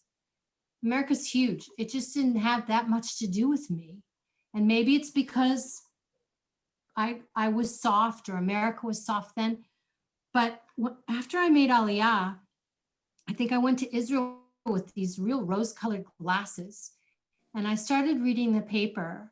And I think the very first thing that upset me was the number of agunot, the number of chained women whose husbands refused to give them divorces. And something happens when you make an intellectual choice and say, I choose to go live there, and I choose to identify with that. And then suddenly in your face, you're confronted by all these flaws, and they're big flaws, okay? And that's, I think, the moment when I became an activist, which is, I've chosen to live in Israel. I've chosen to be Israeli. It is not perfect. And that's, I think, the moment that I started to make art to address all the places that I thought needed healing or needed to have awareness directed towards them. Thank you so much. And right now we're living in a society that is increasingly divided, divisive, and contrarian to some of the things that, you know, most of us would think are just very basic human values. You know, our democratic values are just, they're human values. You know, concept of Tikkun Olam, repairing the world and making the world a better place, you would think that that would come naturally to most people, but yet we're constantly at war with what we believe to be the right thing. You know, Democrats believe one thing is right. Republicans believe another thing is right. We can't seem to talk to one another. We can't seem to sort of get through all of the disagreement and have a conversation that leads to something, that leads to change, that leads to understanding, that leads to empathy. In the Jewish community, we're also divided because Israel is a point of contention sometimes. And if you are critical of Israel in any way, that gets convoluted to mean that you're a self-hating Jew or you're anti-Semitic. You know, we're critical of our own country all of the time. And, you know, we don't go around calling ourselves un-American. You know, we love our country and we want it to be the best it can be. We don't want to be ashamed of the society that we live in. We want to make it better. So I'd like to know how you think as Jews, as artists, and as individuals that are very thoughtful about activism or believe themselves to be activists, how do you reconcile all of that? And how do you use your art to elevate these conversations and make people understand that it's okay to have discussions about these controversial issues and that we can talk about these things? How about we start with Isaac? Yeah, I mean, so I talked about the midrashic process in my work. You know, what we're doing is we're responding to texts. And I feel like my work is an effort to be a part of a conversation. So rabbis and sages and regular people have been talking about what the stories that we tell mean for thousands of years. That is what we do, is we say, here's the story, but here's what it actually means. And here's what it means right now. And here's what it means to me in this specific place. I think if we remember that our stories are supposed to engage us and we're supposed to say, what does this mean and how does this relate to me? It's an opportunity to talk, to have a conversation, and to move forward together with that back and forth. You know, thinking about Hillel and Shammai, the two warring schools, right? And how they would have these disagreements about, well, what does the text actually mean? You know, which order do you light the Hanukkah candles in, from right to left or left to right? Do you add a candle every night or do you take away a candle every night? You know, and that they come to some sort of shared understanding. I think that's what we need to do, is we need to remember to engage with each other and to find meaning together.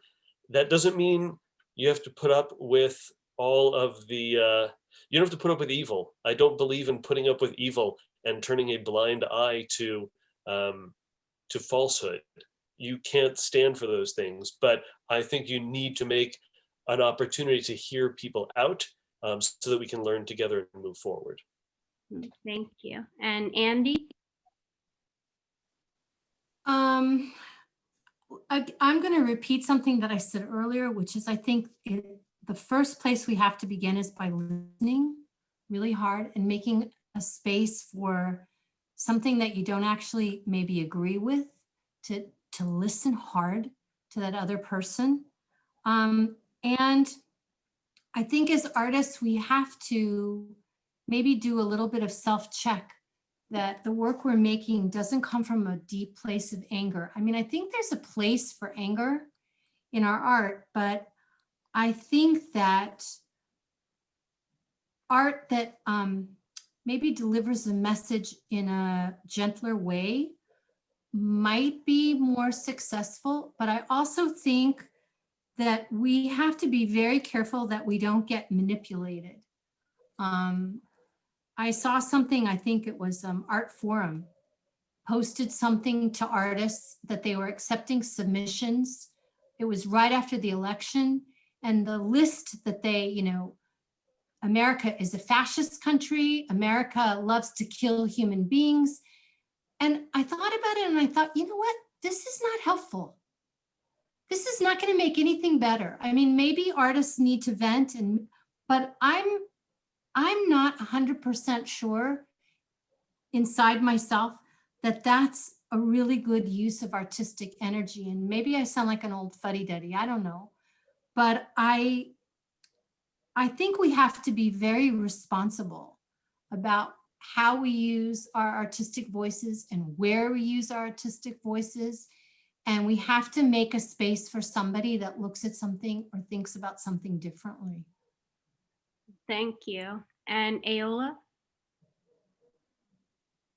I just want to say that I agree with you, Andy, that we have to be careful to not be manipulated.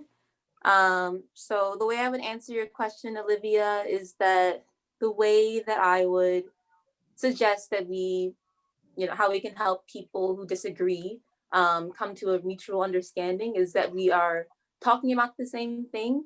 I feel like oftentimes it's really hard to have a conversation with someone when you're living in two different realities. So I would say I recommend to anybody who wants to have, anyone who wants to be an activist, anybody who's an activist, it's important for you to do your research. Just don't believe everything that you read in the news. And also question the history that you're drawing your passion from. A lot of the history that we are fed in America is written by the winners. And I guess the winners right now are, white supremacists, and it's not necessarily the oppressed people. I also want to say that I do think that it's really important for people who have a lot of anger to channel that into their work. That's something that I try to do a lot. And I also am one of those artists who's like, America's a fascist country, and it loves to kill people. I just think that, I don't know, I like to shine a light on aspects of America that when you look at them, at face value, it's really hard to say, this is a good country, because in my opinion, the country began with the enslavement of indigenous people. And as someone whose ancestors are Native American, I like to not identify with my American identity. I like to identify as someone who's living, on stolen land. And I like to raise awareness to that, because to some people, it's not set in stone. And if America being the country that it is means that their idea of freedom cannot exist. So that's kind of just like where I'm coming from. And it's all coming from a place of love, though. It's just that I haven't seen America do anything, and it's anything sustainable to help oppressed people. And I feel like it won't. So that's just kind of where I'm at. Mm-hmm. And we'll get back to that. I have a couple of follow-up questions about that. Siona? So I believe that my art is about making bridges. So I don't like to tend to blame any one country, person, because I feel like there is pros and cons and black and white in every situation. If I feel that if you try to find a place on this planet that has had no conflict or has not oppressed any other kind of people, you would have to probably leave the planet. There are hardly any places I feel, that you could find, but that doesn't mean that doesn't give permission to the person to oppress another kind of person. I'm not saying that in any way or form. I just feel like, I think art is, not taking sides in a way where you go to any extreme. It's about building bridges. And I really seriously believe that I want to hear everyone's point of view and not just, broadcast my own. I want everybody's voice to be heard, because I feel like, yes, like Ayola said, it has been unjust to people of color in this country. But on the other hand, I really seriously believe that I would never have been able to thrive this much and this well as an artist any other place. America has given me opportunities, education, wonderful people that I have met that have encouraged my art. So it is always a dichotomy. How do I mean, one night I'm feeling pissed off about something, that is not right and that's racially unjust. And the next night I'm thanking the fact that that I have the privilege of being in this country. So it's, I don't want to be ungrateful. At the same time, I don't want to overlook what injustices are happening. I've been raised very proudly a Jew. That doesn't mean that just because I make Jewish art, that I'm going to be connected to anything and everything supposedly that Israel has done, because I tell people even Israel is not perfect, like any other country is not. So it's just finding that yin and yang that is people tend to, go to one extreme or the other. There's this whole gray scale that needs to be explored in the middle that people tend to forget about. And so I'm not going to stop making Jewish inspired art just because I'm going to be ostracized by a certain group of people who think that just because I'm using Jewishness in my work, I have a certain inclination.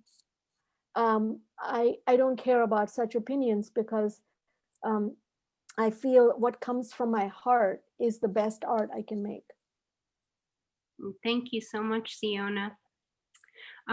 As Jews, what role does allyship play in your artistic practice, and how has 2020 shaped or shifted your perception of what it means to be a good ally?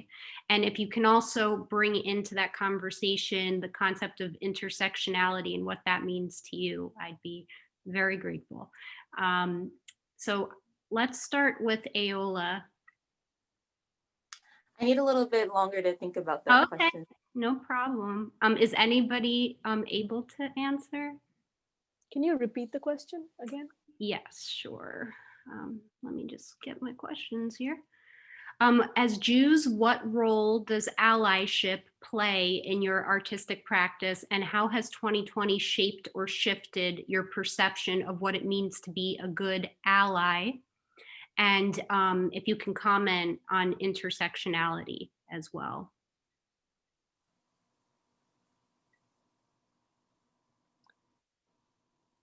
How about Isaac? It's for me, the choice that I try to make in terms of being an ally is getting out of the way when I can, which is really hard for me. Apparently, I am a person who, once I start talking, I keep talking, and I don't want to be that person. What I've tried to do is, when I've been asked, to speak somewhere, to be a part of a panel, the first question out of my mouth these days is, who else is on the panel? Who else is speaking? I want to hear that other voices are being represented. I want to hear that it's not, just me or people like me. And so, as much as I can, if I have something relevant to share, if I have something relevant to work on in my art, I try to do that. Otherwise, I try and bring in other voices. I think that as artists, we can build a community, we can reach out, we can meet other people, and then, we all come to the table together so that everyone's story can be told. I think that's what it means to be an ally. It's remembering that there are other people around you, and not letting ego and a sense of self-worth, occlude the voice of others and our responsibility to hear them. Intersectionality, right, is about hearing those voices and understanding that there are these overlaps, that there's so much out there to learn from and to listen to. And I'm going to take my own lesson and stop it there. I think I can take off on where Isaac leaves off, because I feel these questions are exactly, I agree with Isaac. I believe that the overlap and leaving people out is what most people, this whole question of tribalism, or my religion is superior, or my race is superior, or my country is superior, or whatever it is. So like when people talk about, their group, so to speak, to be very clear about including the other. The other is always generally left out, and the other is always somebody who's not part of your group, right? So when people say Jews of color, they would say, mostly talk about their group, for example. If they're Jew of color, Mizrahi, African, whatever, but then they, to include Asian Jews or to include, other kinds of Jews that are, or when, I had this kind of reaction when Kamala Harris was elected. One group of people would say she's an African American, and the other group would say she's Indian, but she's both. And so one group who's African American should definitely make sure to say that she's also Indian, and vice versa. The Indian group should also include the fact that she's African American. So this way, there's a shared inclusiveness, and an understanding of the other. Like Isaac said, to listen to other people is very important. That's what I believe, and through art, I feel we can do that, and we are doing it, in a way. Mm-hmm. And Andy? So there's something about the word ally that sort of implies that there's also an enemy, which I have to say I don't love. I think the best way to sort of be in the world today is to just go out into the world looking for ways and places that you share things, as opposed to you're on another team. And I have to say that one of the things I think that 2020 did, and I know there are some populations that are more at risk than others, but it pretty much cut through everything. I don't care how much money you have, or how many things you have, or where you live, whether you're living in a first world country or a third world country. COVID cuts through everything. It levels the playing field. And I think that it's the first time in my lifetime that I can remember where there was something that threatened the entire world.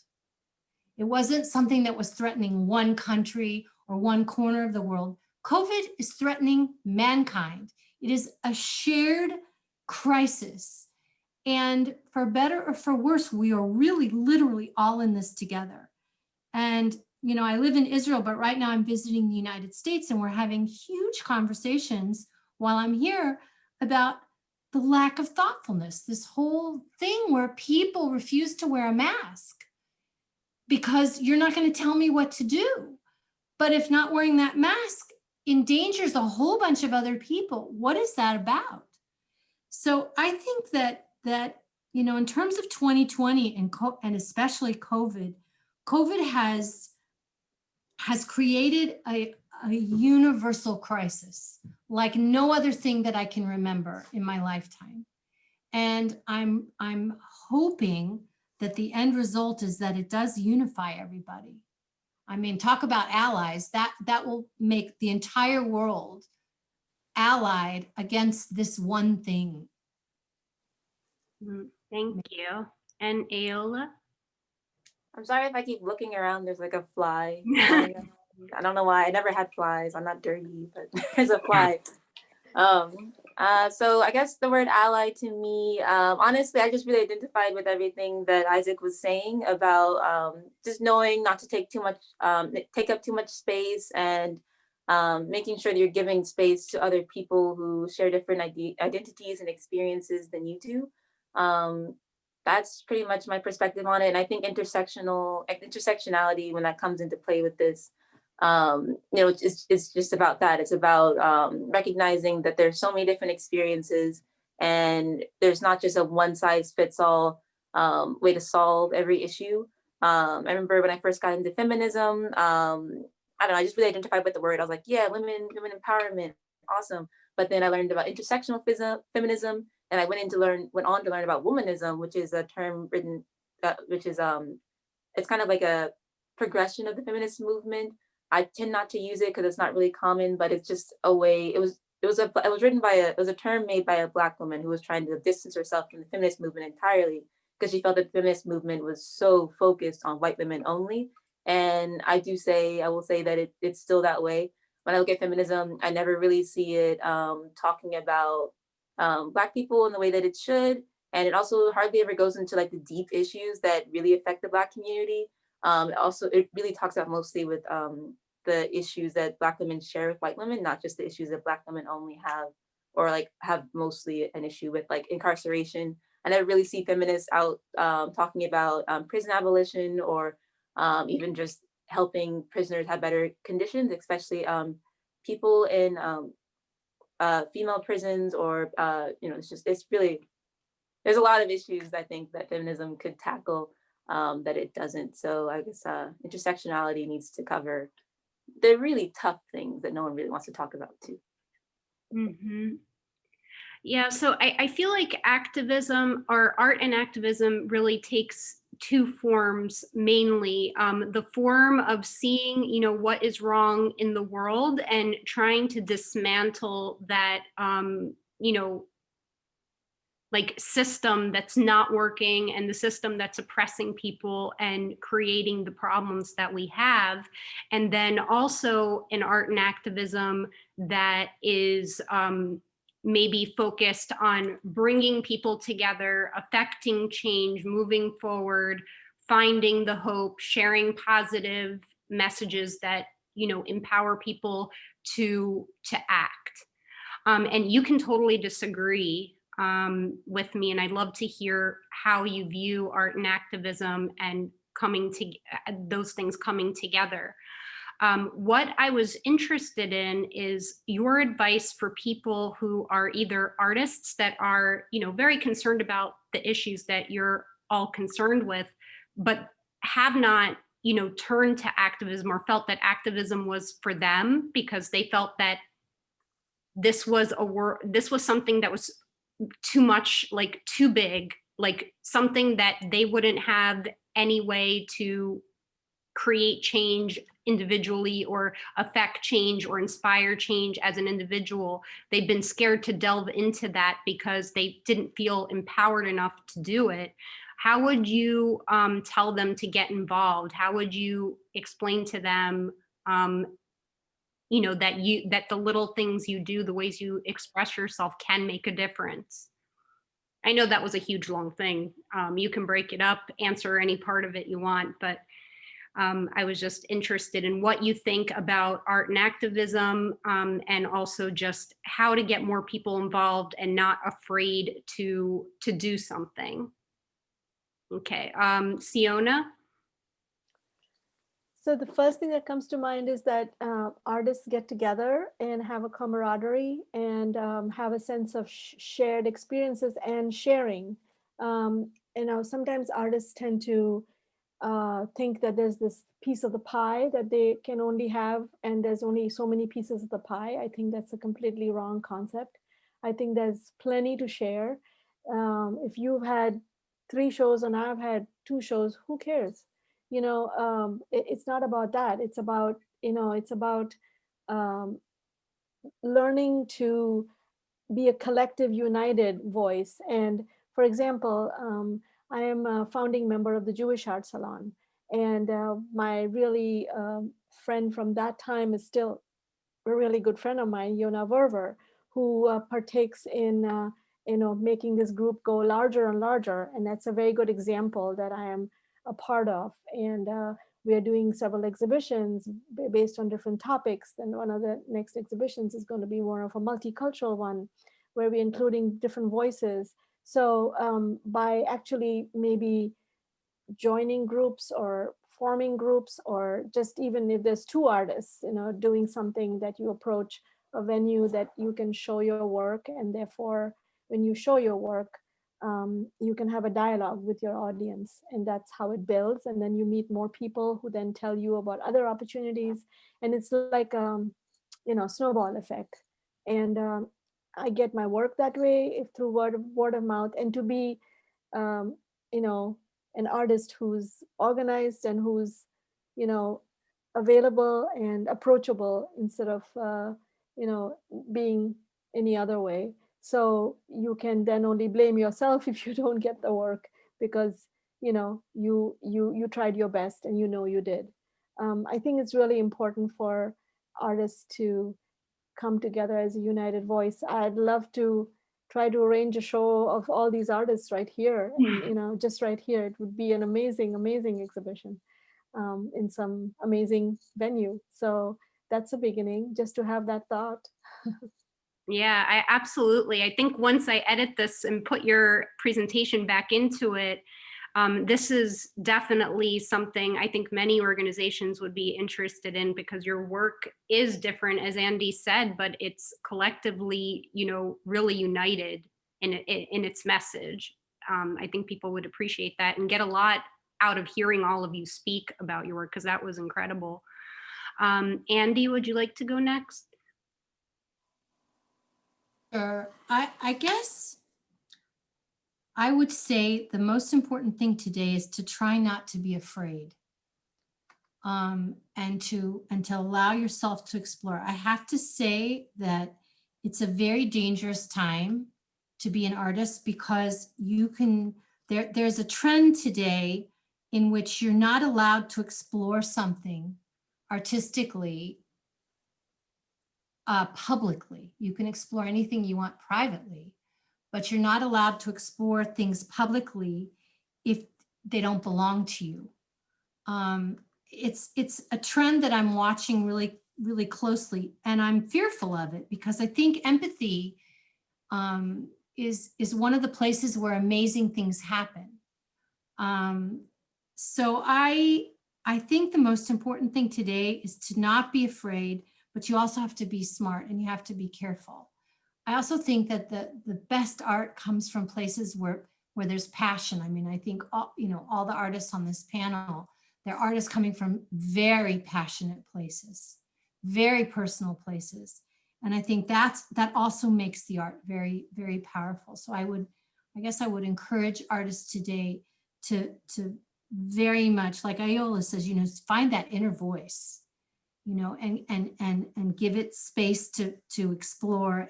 But I also think that don't censor yourself, don't fall into the political correctness trap that just because this doesn't belong to you, you're not allowed to explore it.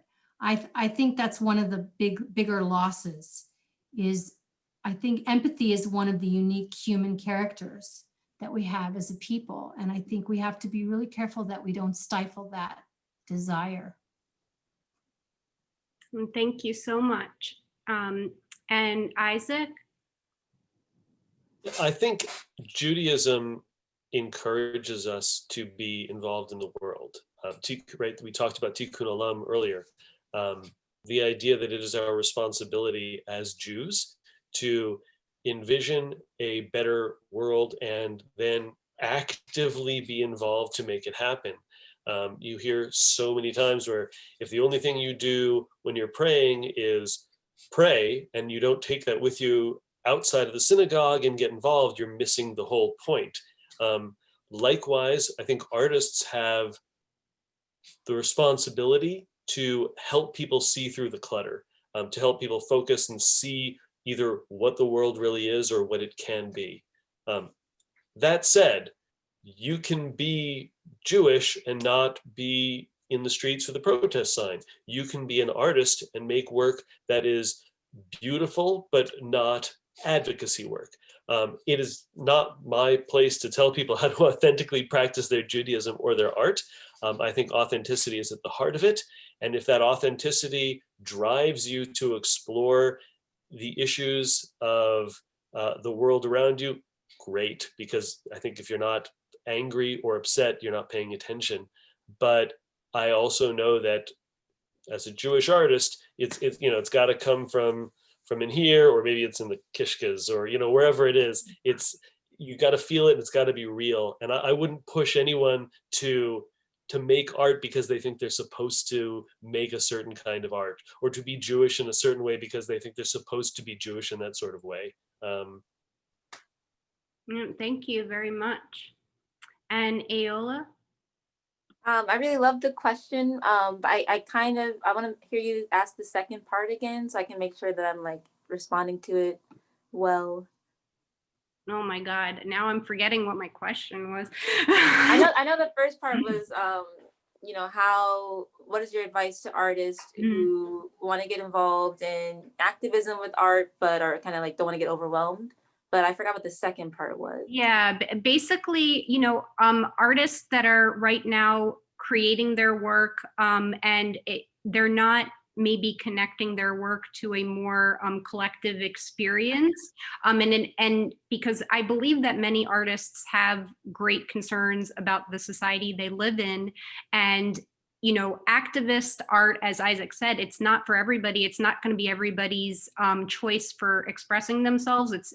You don't have to create art that's advocacy oriented or affecting change in society. Like, the act of making art is a political act in and of itself. Art is personal and political because you're making something. It's your expression and it's your empowerment. But there are many people out there that would like to find a way to bring these two things together. And what's holding them back is just that feeling that the problems are so much bigger than me, I'm not going to have an effect. And I think that's a misnomer, because I believe that all those little steps that we take, just like when you're creating one of your pieces of art, you might have to stretch your canvas, you might have to mix your paints. All of these things are one step at a time. And to be an activist, you have to take one step at a time. You have to just show up to a meeting. You have to just show up to a protest.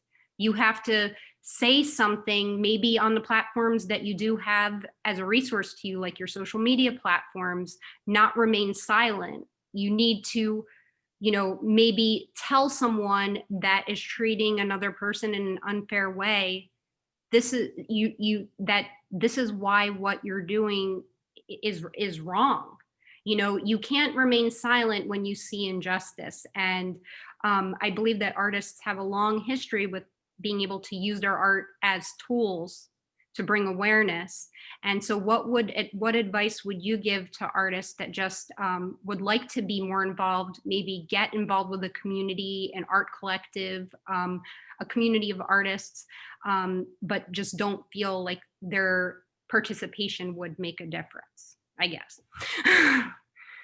Okay, that's an awesome question. And I wish I had heard someone's response to this when I first got into art and activism a while ago, because I felt so overwhelmed and out of place. I knew things were wrong in the world. I was showing up to protest. I was angry, but I just felt so behind everyone around me. I feel like everyone knew about everything that was wrong and I didn't know about anything. Whenever people would ask me like questions about what I was doing, I wasn't able to actually respond very well.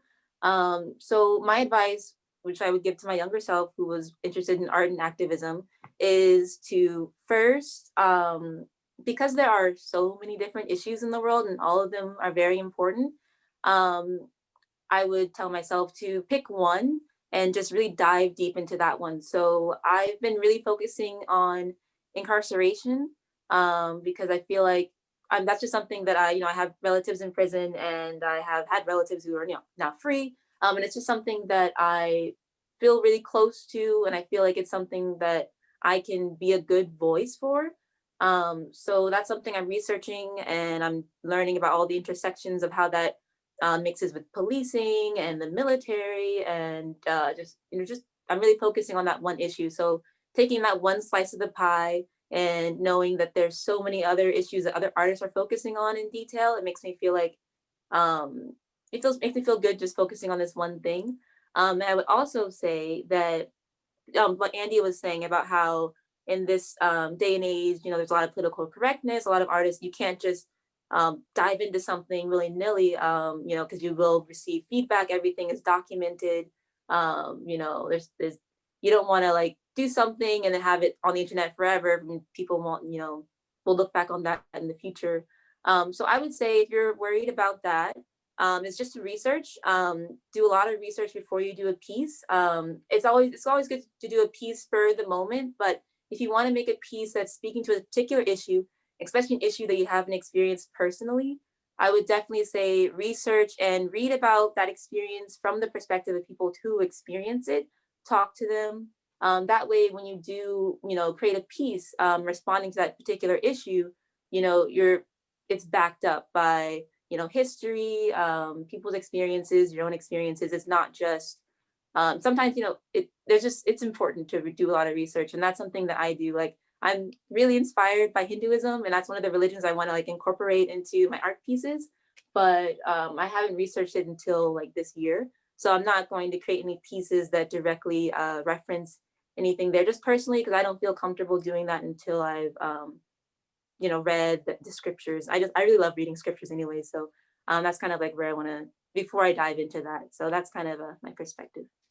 Well, thank you so much. I actually had so many other questions because we haven't talked about, representation and tearing statues down. And, there's so many things we could really talk about, but we are out of time. And I just wanted to mention one of the comments here. Gloria says, I am blown away by the art and political social messages, awareness. I look forward to visiting all your websites. Thank you all so much. And I echo her sentiment. For everybody out there, thank you so much for joining us. Sorry about the technical difficulties. We hope that you check out Isaac, Andy, Ayola, and Siona's work. Also, Blue Like Me, again, is available on Amazon, so please check that out. We will send out a follow-up email with a whole lot of information about our artists here today. And thank you again. I really appreciate all of you joining me. It's been very inspirational and eye-opening to hear you. Thank you. Thank you. Thank you so much for finding all of us and bringing us together. Yeah. I think this was awesome for sure. No, I am so glad you all know each other now. It makes me happy.